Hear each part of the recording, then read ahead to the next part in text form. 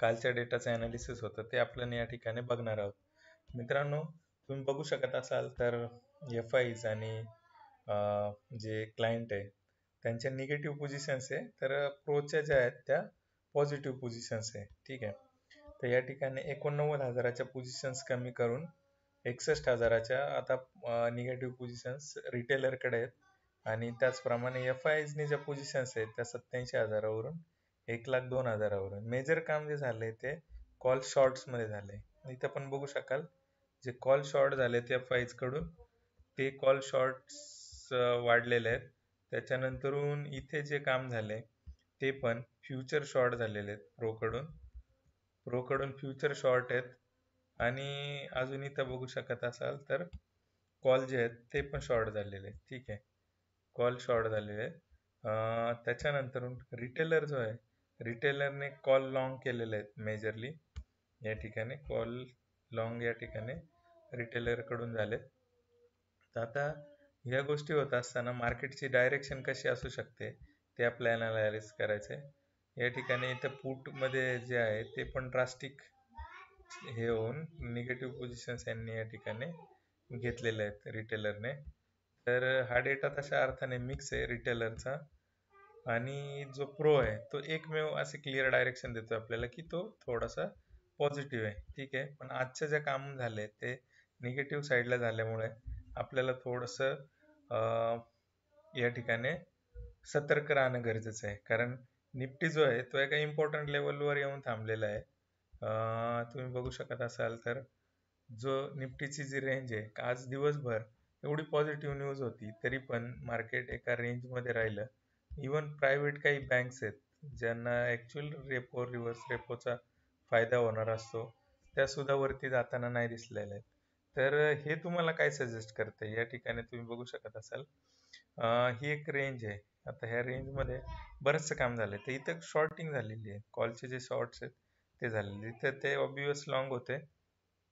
Market वर गेलं, बऱ्यापैकी सस्टेन झालं आणि एका रेंजमध्ये त्या ठिकाणी आपल्याला दिवसभर पाहायला मिळालं. तर आता पुढची जी डायरेक्शन आहे ना ती कशी असणार आहे मित्रांनो, तर कॉल जे आहेत ते शॉर्ट झालेले आहेत. ठीक आहे, म्हणजे यांना मार्केट त्या अर्थाने फार बुलिश असं त्या ठिकाणी वाटत नाहीये. ठीक आहे, आपल्याला बुलिश मूव्ह जर पाहिजे असेल तर 25,200 नंतरच मार्केट जे आहे ते आपल्याला एक सायकोलॉजिकल थोडासा हे देईल. कारण प्रीमियम पण कमी झालेले आहेत. कारण विक्स जो आहे तो विक्स आता थोडासा कमी झालेला आहे. 14च्या आसपास विक्स आलेला आहे, त्याच्यामुळे मार्केटमध्ये प्रीमियम कमी आहे. आजचा सोमवारचा दिवस होता तरी तेवढे प्रीमियम नाही आहेत जेवढे आपल्याला अपेक्षित होते. स्ट्रॅडलची गोष्ट कराल तर स्ट्रॅडल सुद्धा दिवसभरापासून तो फॉलच होताना दिसतोय. जो स्ट्रॅडल हळूहळू करता करता बराच खाली आलेला आहे. ठीक आहे, बघू शकता तुम्ही.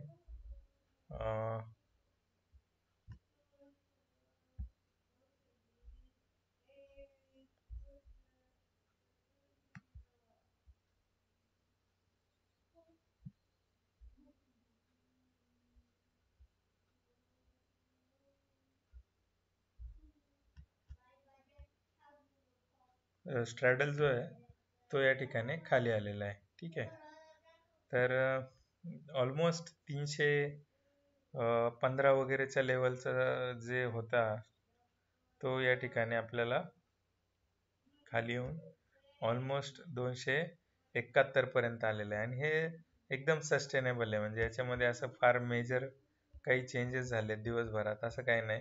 कंटिन्युअसली तो फॉल होत होता. ठीक आहे, तर हे आपण 6 तारखेची गोष्ट करू तर आपण थोडासा वाढलेला दिसला होता आणि त्या पद्धतीचा स्पाइक पण निफ्टीच्या चार्टवर आपल्याला दिसतोय. तर नो डाऊट जे स्ट्रॅडल आहे म्हणजे जी मार्केटमधली जी व्हॉलॅटिलिटी आहे ती कूल डाऊन झालेली आहे. ते दोन्ही अँगलने आपल्याला बघायला मिळालं. विक्स पण आपल्याला खाली दिसतोय आणि जो ओपन इंटरेस्ट आहे तो पण फार मेजर काही त्याच्यामध्ये होताना दिसत नाहीये. ओपन इंटरेस्ट पण थोडासा कमी झालेला आहे. आता प्राइस वरती आहे, ओपन इंटरेस्ट खाली आहे, म्हणजे हे कॉन्ट्रास्ट आहे. हे काय सरळ लक्षण नाहीये की ओपन मार्केटवर आहे तर ओपन इंटरेस्ट वरती आहे तर मार्केट वरती जाईल अशी कंडिशन नाही आहे. हे थोडं डाऊटफुल आहे आणि आपल्याला ते दिसतं पण आहे की आपल्याला कॉल जे आहेत ते जास्त शॉर्ट झालेले आहेत. ते दिवसभरातलं काम बघितलं तरी तुम्ही बघू शकाल थोडंसं मिक्स मॅच झालेलं आहे. दुपारच्या वेळा थोडीशी सेलिंग आली, ठीक आहे, पुन्हा थोडंसं कव्हर होताना दिसलं आणि काही लोकांनी प्रॉफिट जे आहे ते संध्याकाळच्या वेळात बुक केले किंवा पोझिशन्स कॅन्सल पण झाल्या असतील त्या हिशोबाने. इथं क्लिअर काम झालं होतं 6 तारखेला. सकाळपासूनच पॉझिटिव्ह जी मुवमेंट होती ती झाली. दुपारनंतर थोडंसं प्रॉफिट बुकिंग झालं, हे क्लिअरली दिसत होतं, ठीक आहे. तसं जे आज जे काम झाले ते थोडंसं निगेटिव्ह साईडला आहे, मिक्स म्हणूया, थोडंसं निगेटिव्ह टू मिक्स अशा प्रकारचं काम या ठिकाणी झालेलं आहे. तर SGX निफ्टी पॉझिटिव्ह आहे, SGX निफ्टी पॉझिटिव्ह आहे, डाऊ त्या ठिकाणी पॉझिटिव्ह आहे, फ्लॅट आहे आणि मार्केटमधला जो अनसर्टन्टिटी आहे तो फॅक्टर पण कमी आहे.